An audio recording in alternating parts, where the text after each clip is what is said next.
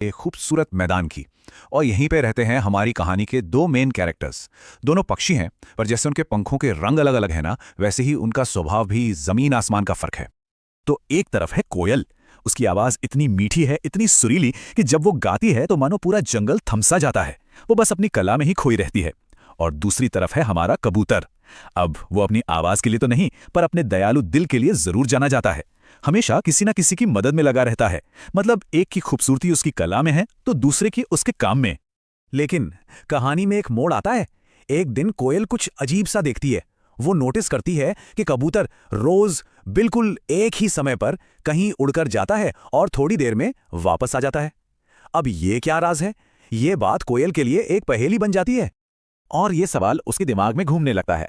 आखिर ये कबूतर भाई जाते कहाँ हैं? रोज रोज ऐसा क्या काम है? उसकी जिज्ञासा इतनी बढ़ जाती है कि उसका अपने गाने में भी मन नहीं लगता। बस यही बात उसे परेशान करती रहती है। आखिरकार कोयल से रहा नहीं जाता। वो फैसला करती है कि आज वो कबूतर का पीछा करके ही रहेगी। और वो जो देखती है, उसे देखकर उसका दिल भर आता है। एक झाड़ी के पीछे एक छोटी सी नन्ही सी गिलहरी दर्द से तड़प रही थी। इतनी घायल थी कि हिल भी नहीं पा रही थी। तो ये था कबूतर का राज, किसी की चुपचाप बिना किसी स्वार्थ के सेवा करना। ये सब देखकर कोयल तो एकदम हैरान रह जाती है। आज पहली बार उसने दया को सिर्फ एक शब्द की तरह नहीं सुना, बल्कि अपनी आंखों से देखा था, एक जीते जागते काम के रूप में। बस इसी एक पल ने उसे अपने बारे में, अपनी पूरी जिंदगी के बारे में फिर से सोचने पर मजबूर कर दिया। जब कोयल ने उससे पूछा कि वो ये सब क्यों कर रहा है, तो कबूतर ने बड़े ही सीधे साधे अंदाज में जवाब दिया।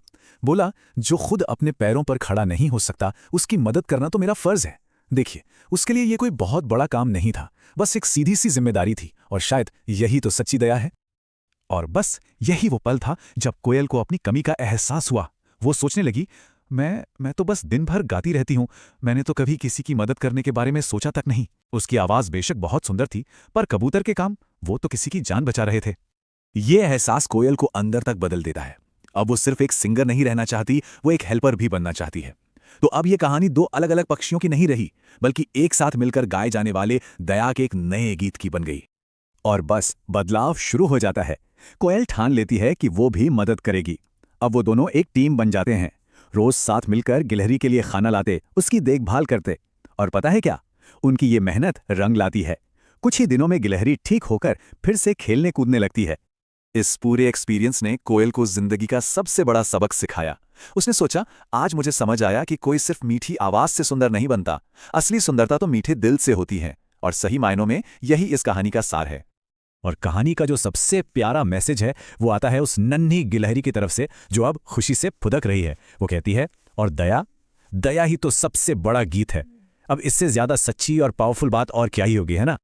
तो इस छोटी सी कहानी से हमें क्या सीखने को मिलता है? पहली बात, असली खूबसूरती सिर्फ टैलेंट में नहीं, बल्कि हमारे कामों में होती है। दूसरी बात, जब हम दूसरों का दर्द समझते हैं तो हमें दुनिया बदलने की ताकत आ जाती है।